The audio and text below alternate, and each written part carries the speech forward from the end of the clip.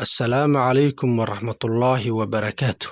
Wiilkaani asigoo carruur ah oo aan weli gaarin 17 sano jir, isla markaana aan wax kaalmo ah ka helin reerkiisa iyo qaraabadiisa, ayuu ka mid noqday milyaneerada dalka Australia. Jack Blomfield waa arday Australian ah oo 17 sano jir ah. Wuxuu ku barbaaray inuu mar kastaba ku tiirsanaado isla markaana ku kalsoonaado naftiisa. Wuxuu Jack leeyahay riyooyin iyo himilooyin waaweyn. Inkastoo Jack ka dhashay qoys noloshooda dhexdhexaad tahay, haddana wuxuu jeclaystay inuu galo suuqa isla markaana ganacsado. Wuxuuna ganacsiga bilaabay asigoo aad u da'yar.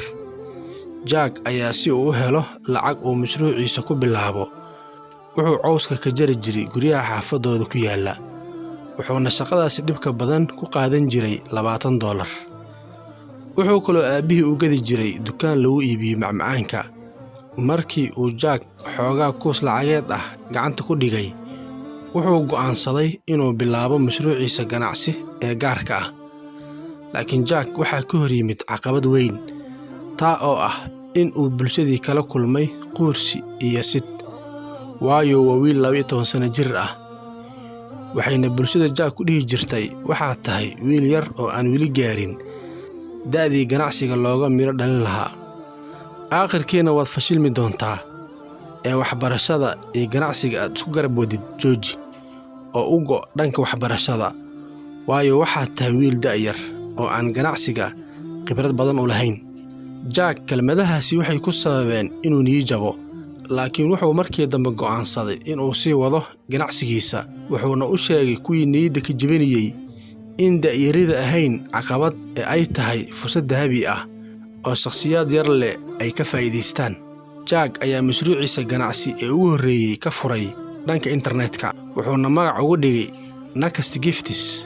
Wuxuuna ahaa website macaamiisha u sahlaya inay ka samaystaan kaararka munaasabooyinka.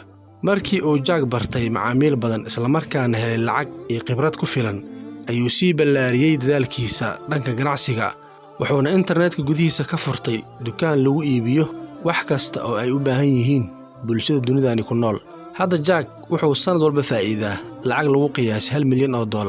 Wuxuuna mar kasta isku dayaa ganacsadahani da'da yar isla markaana ah arday wax barta inuu isku dheelitiro isla markaana isku garab wado ganacsigiisa iyo waxbarashadiisa. Jack ayaa mar uu la hadlay saxaafadda wuxuu ku sheegay sirta guushiisa in ay ka dambayso hilowga iyo jaceylka uu qabo ganacsiga iyo maamul wanaagga uu garab socdo ilaalinta waqtiga. Inkastoo Jack markasta uu mashquul yahay, haddana wuxuu dhalinyarada dalkiisa ku dhiirigeliyaa inay bilaabaan mashruucyo ganacsi oo ayaga u gaar ah. Dhanka kale, waxaa Jack dhowr jeer lagu casuumay barnaamijyada dhiirigelinta ee ka baxa TV-da dalkiisa. Sidoo kale wuxuu qabtaa kulanno lagu dhiirigelinayo dhalinta dalka. Hadda Jack waa nin da'yar isla markaana ka dhex muuqda ganacsatada dalkiisa.